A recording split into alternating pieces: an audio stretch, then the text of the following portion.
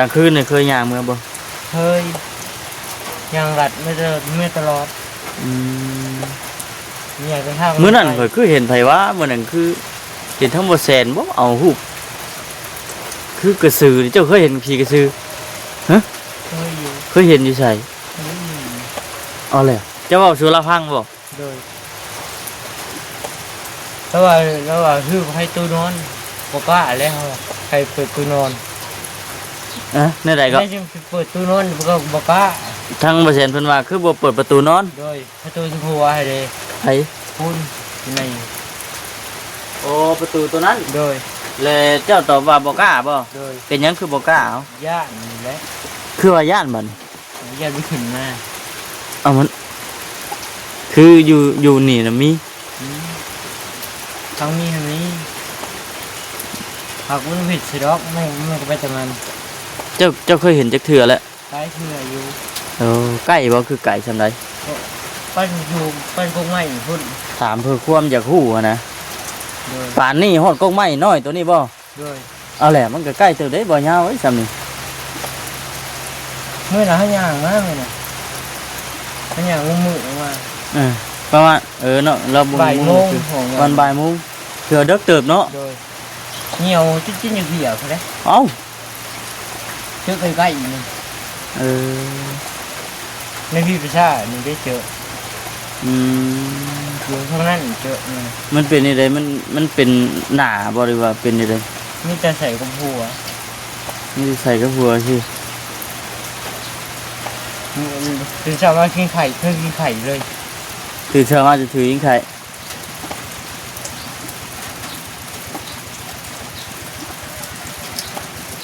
อันนี้บ่สาเหตุที่ว่าเราบ่กล้านอนเปิดอันประตูทางหัวเนาะ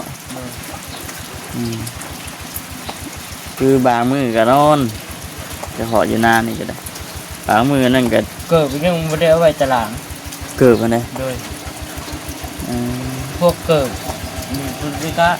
ปะดอกตลาดแค่มันอ่ำดอก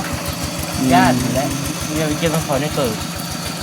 เรื่องเครื่องมาขอในเกิดบ่เป็นเครื่องเป็นยังคิดว่าเดี๋ยวเขาดังพื้นดังไฟเขานอนอยู่นี่ก็ดังพื้นดังไฟที่ไรบนออกดังแต่คืนบ่ยันมันฟิวเขาตลาดอะไรเถียงกับมันเถียงเขาดิโดยเครื่องกระลายอีกตลาดอุบผึกกับแห้งเลยดิโดยเสียอุบอีกได้เนาะนั่งก็อยู่ไกลไว้กันบ่ยาวเพิ่นพี่น้องเนาะบ่ยาวอายุ30ปลายบ่เดือยเด้22ปีอายุ22เนาะมีอันเอื้อยผู้นึงบ่มีแต่น้องมีแต่น้องมีน้องผู้นึงผู้หญิงกับผู้ชายน้องคิงเลยน้องคิงเลยคือปัจจุบันนี่ก็อันอยู่ร่วมกันบ่เมื่อคือป้าเลี้ยงเอาอยู่น้ำป้าโดยจะได้ปากได้บ่น้ำกันอยู่บ่ปากว่าอยู่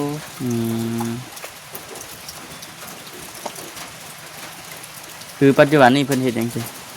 มันขายเครื่องป้าป้าขายเครื่องน้องเด้น้องก็อยู่น้ำเล่าแล้วเฮ็ดเวียกซะแล้วเลยติโดยร้านเข้าเฮียนบ่เข้าคือว่าเจอจังได๋เลยพี่น้องเนาะมีแต่ลาวนี้อาศัยอยู่นี่ก็ได้จังสิเว้าเพราะน้องก็ทางป้าเพิ่นเอาไปเลี้ยงแล้วเลี้ยงแต่น้อยพุ่นเหรอโดยพ่อแม่เสียตั้งแต่พ่อแม่เสียพุ่นโดย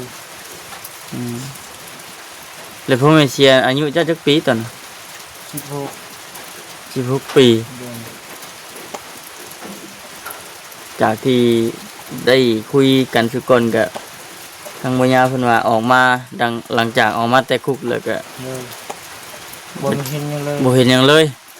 เห็นแต่น้องกับป้า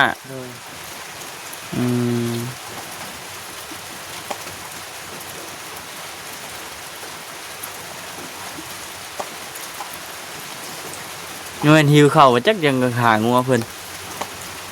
บ่ บ่ เนี่ยว่าหิวข้าวแห้งเยอะ บ่ดอก เออ ที่ขนาดนั้นดอก เออช่วงบ่ง่ายๆก็กำลัง กำลังดื้อก ำลังดื้อนะเนาะเลือดกำลังร้อนว่าซั่นซะว่าแล้วก็ลืมถามเป็นได้อาบน้ำอาบในแล้วก็ ผู้ชึกบอกกับโตนี่ ผู้ชึกบ่าวกระโตไปขายมะม่วงเด้ บางมื้อน่ะบ่ได้ขายเลยมื้อ มื้อนั้นบ่ได้ขาย เลย แต่ว่าบัดพออาบน้ำนี่เด้มีคนซื้ออยู่บ่ มือมีมือบ่ มือมีมือบ่ก็ถือว่าสบายกับตัวเฮานี่แหละเนาะเฮ็ดไปเรื่อยๆเฮ็ดไปเรื่อยๆแหละบ่ยาวเอ้ยบางมื้อก็ได้ขายบางมื้อก็ได้ขายบ่เบิดเฮ็ดไปเฮ็ดได้จะเบี้ยเฮาเฮ็ดนั่นนี่เด้แต่ว่าต้องไปคุมื้อเนาะทางยามนี่นั่นแน่แหละเพราะว่ามะม่วงช่วงนี้ก็อยู่ข้างใดมันก็พอได้กินอยู่นะพี่น้องเอ้ยมะม่วงเลยมาแหละคนนี่คือบ่หยุดเนาะ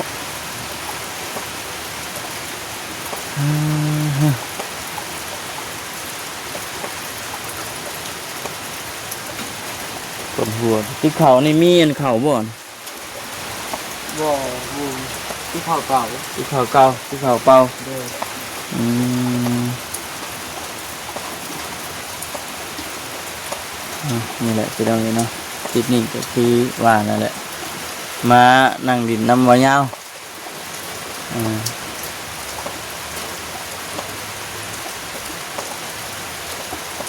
หากบ่เหงาเนาะ เงาคือกัน เหงาอยู่บ่เนี่ยว่าสิเราเคยอยู่ที่ใดมาเลยเนี่ยว่าบ่เหงาปานใด เงาคือกัน มีหมู่ปากบ่เว้าติ เด้อ อืมบางมื้อก็เข้าไปดินน้ำหมู่อยู่ในบ้านพุ่น เด้อ เคยอยู่ว่าหมู่ออกมาดินน้ำอยู่พี่ บ่เคย อืม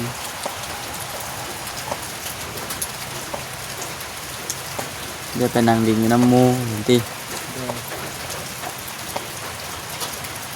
คุณยุทธคุณเข้าอะไรกันคอยก็สิได้เมื่อป้าเจ้าคือกันแหล้ว เด้อ เป็นยาวเมื่อหน้าเมื่อในเวลาสิได้มา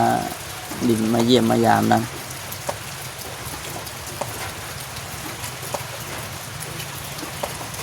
เผื่อว่าออกม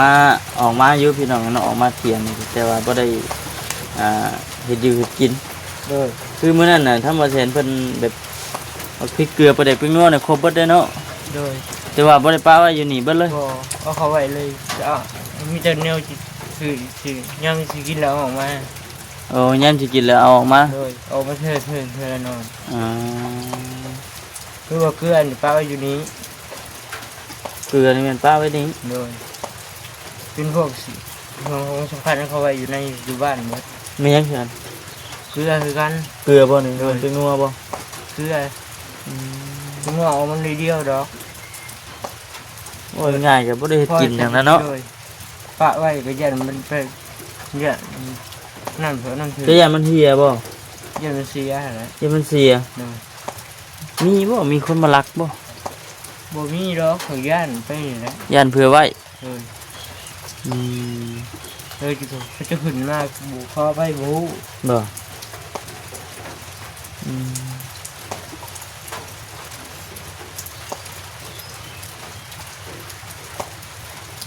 เคยอยู่บ่นอนกลางคืนเสียงกกๆแขกๆแท้นี่ มึงยินได้มึงยินอยู่เสียงเขาบ่รู้ไปสอน บ่ อันนั้นให้สอนคักก็บ่เห็น บ่บัดยามซองเบิ่งกันบ่เห็นครับ โดย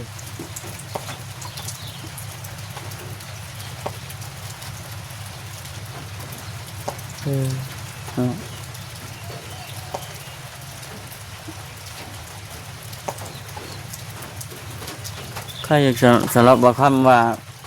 นอนอยู่หน้านี่มันสิบ่เป็นตาย่านสำนอนบ้านยามนี่เด้ โดย ยามแรงนี่ถือว่าม่วน ไม่สบายอย่างนึงว่านะบ่มีเสียงมีเสียงยังปาก เสียงคนก็บ่มี แต่หมอยเงียบสงัดติ เขาหมู่บ้านนี่มีจักเสียงหยา อืมมักอยู่ไปได้เสียเจ้า มักอยู่แบบนี้ มักอยู่แบบเงียบ เลย อืม เวลานอน เวลานอน เลย อ่า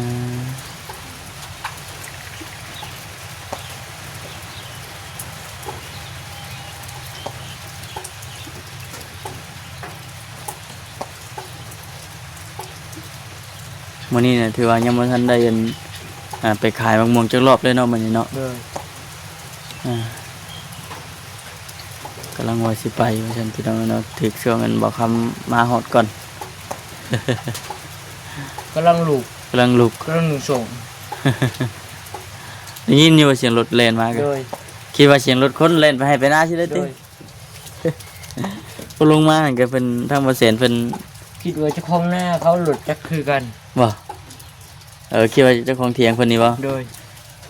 เออทางบ่เสียนกับบ่จิตเพิ่นนั้นมาอยู่นี่เพิ่นมาบ้านนี่เพิ่นบ้านหยังก่อน ไม่ใช่ ภาคลงดิงเป็น พาดูริง บ้านนาจันทร์บ่บ้านหยัง พาโมดูริงเขาไปสื่อขมเซ่ไปบ่ อ่า ขมเซ่ไปบันเซ่ต้องเกต เออ ต่อไปก็เป็นน้อง บ้านหนองจันทร์บ่ ได้บ้านอยู่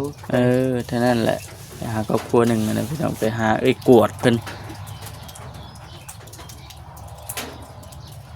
แล้วมาคำกันเลยอันตามมาลำหลังว่าจัน ตามมาลำหลังกันเลยอันเวะหาอันบ่ยาวก่อนไปะลงหลุมปะเอาปะอันนี้เกิดลงไปแล้วเกิดมันจะหน่อยก็กลับแหละบ่ยาวเอ้ยมีแต่ว่าเจ้าก็ไปหาเฮ็ดเวียกเจ้าต่อ เลยก็คือคน มาเท่าใดบ่พลาดย้ำนั่นแหล้วบ่คำเบิ่งเงินหัวกระโหลกลิงโอ้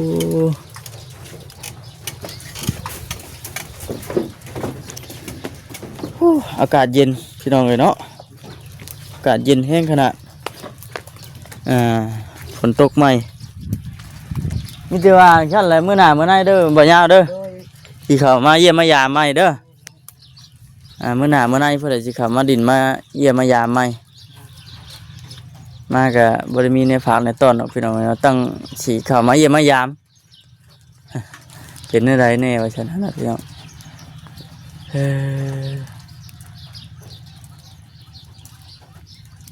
ที่ทางแบบอันนั้นของทางพ่อทางแม่ก็บ่ได้มีอยู่ทางบ้านเพิ่นก็ โดย บ่ได้มีเลย ที่ดินที่ดอนนั่นนะ นี่ก็จักแม่นดินเลยคือบ่ เอ้า เพื่อนเลย เจ้าคือว่าบ่ฮู้บัด เพราะว่าดินเพื่อนมูล เพิ่นมูล โดย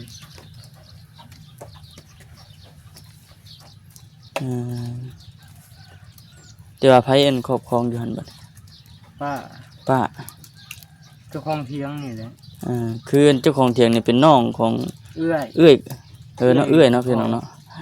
เอื้อยของแม่เจ้า คงพ่อ เอื้อยของพ่ออืมก็เลยยังบ่จักติ โดย ถามเบิ่งให้พี่น้องเนาะถามเบิ่งเพื่อฮู้ดิฝนหยุดได้เนาะบ่หยัง ตกเบิ่งกันได้ มีคนเว้าดี ในมาแห้งดีก็บึดมือ หากมันนั่นครึ้มเบิดมื้อเอาสิได้มื้อนี้นะเนาะครึ้มเบิดมื้อ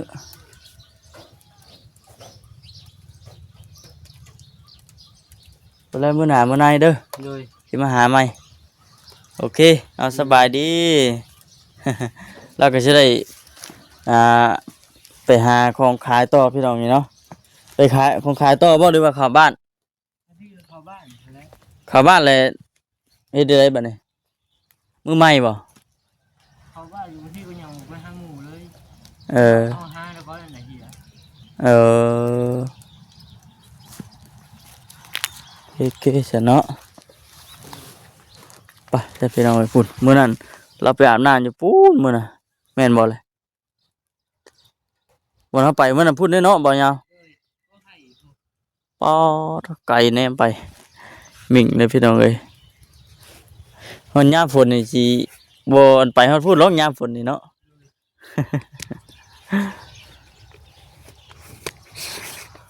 ไ กลพี่น้องเนาะ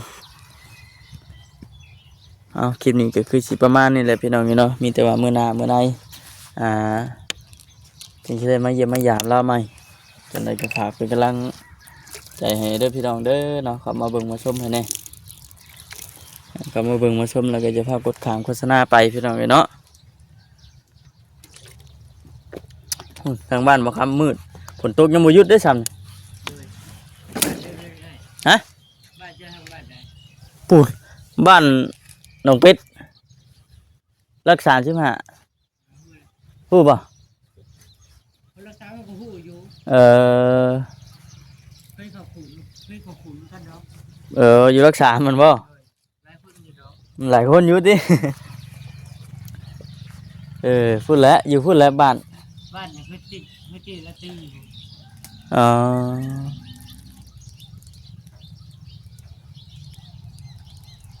อยู่รักษาป่ะ เลย โอเคฉันพี่น้องเลยเนาะคลิปนี้ก็มีแต่ว่าไปแต่ก็ลาพี่น้องไปก่อนสบายดี